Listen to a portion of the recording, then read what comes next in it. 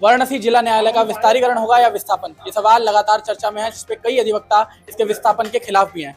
इसी मुद्दे पर सेंट्रल बार के अध्यक्ष प्रेम प्रकाश गौतम द्वारा एक प्रेस वार्ता आयोजित की गई है, जिसमें वो इसका स्पष्टीकरण करेंगे। आइए जानते हैं इनसे पूरा मामला। जो ये विस्थापन और विस्तारीकरण का मामला चल रहा है, जिसमें कई लोग विस्थापन से नाराज हैं, उसको कैसे देखते हैं और उस पर क्या स्पष्टीकरण है? भाई, विस्थापन कहाँ हो रहा है? ये तो हमारे युवा अधिवक्ताओं को गुमराह किया जा रहा है। विस्थापन का मतलब होता है कि शहर से दूर हमको फेंक दिया जाए, वो विस्थापन होता है।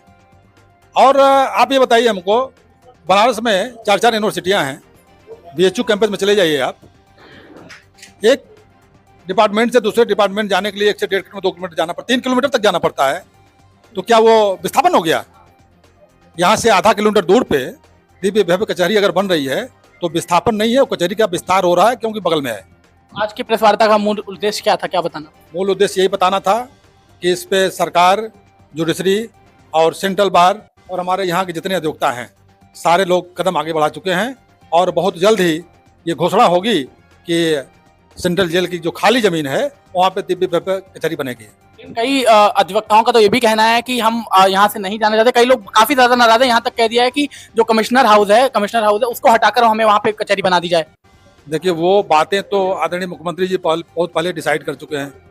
कमिश्नर कंपाउंड मिलना नहीं है आपको, उद्यान विभाग मिलना नहीं है, ये भी डिसाइड हो चुका है।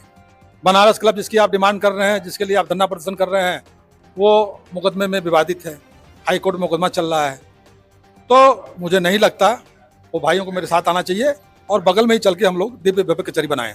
आप लोगों द्वारा ये जो इसका समर्थन किया जा रहा है, तो मुख्यमंत्री जी से क्या क्या मतलब किस तरीके से बातचीत है? मुख्यमंत्री जी के यहाँ पिछले मंगलवार को हमारे जिले के जिलाधिकारी महोदय गए हुए थे और कोर्ट के संबंध में जो भी पत्रावलियां हैं सब वहाँ सबमिट करके आए हुए हैं। बहुत जल्दी मुख्यमंत्री जी का उस पर मोहर लगने वाला है और हो सकता है इस हफ्ते में हम लोगों के पास बुलावा आवे। हम लोग मुख्यमंत्री जी से मिलने जा रहे हैं पूरे कार्यकारिणी के साथ। तो कब तक इस दिव्य भव्य कचहरी का कार्य आरंभ हो सकता है? अब देखिए, हम लोग जब मिल के आएंगे तो पुनः प्रेस वार्ता करेंगे, फिर आपको पूरी जानकारी देंगे। इसमें क्या क्या नई सुविधाएं होने की उम्मीद लगाई जा सकती है? सुरक्षा व्यवस्था से लेके, महिला सुरक्षा व्यवस्था से लेके, पार्किंग से लेके, कई दिक्कतें हैं इस कचहरी में। तत्कालीन कचहरी में टीन शेड से लेके, बारिश में जो एकदम नालियां बह रही होती हैं और गर्मी में 45 डिग्री में लोग बैठे रहते हैं, तमाम परेशानियां हैं। तो इसकी तुलना में उस कचहरी में क्या परिवर्तन देखने मिल सकता है? जमीन आसमान का अंतर होगा। एक तो टीन शेड नहीं मिलेगा आपको, ढूंढते रह जाएंगे, टीन शेड दिखाई नहीं देगा। 8 से 10 हज़ार AC चैम्बर मिल रहा है, AC लाइब्रेरी मिल रही है, दोनों बार के लिए AC भवन मिल रहा है, AC कोर्ट होगा और बढ़िया हॉस्पिटल होगा, बढ़िया रेस्टोरेंट होगा, योगा के लिए जो है बढ़िया व्यवस्था है। तो पार्किंग की व्यवस्था है, 5 से 6 हज़ार कार की पार्किंग, बाइक की पार्किंग। तो इतना बढ़िया जो सुविधा सरकार दे रही है उसको हमको आगे बढ़ के लेना चाहिए। और इतनी सुविधाओं के बावजूद यहाँ पे तत्कालीन जो भी कचहरी है, इसमें जो अधिवक्ता है तब भी विरोध कर रहे हैं इसका, क्यों? उनको किस तरीके से उनको भ्रमित किया गया है? देखिए, लोकतांत्रिक व्यवस्था है, हर आदमी को अपना अपना मत रखने का व्यवस्था है, उनको देना चाहिए, अच्छी बात है।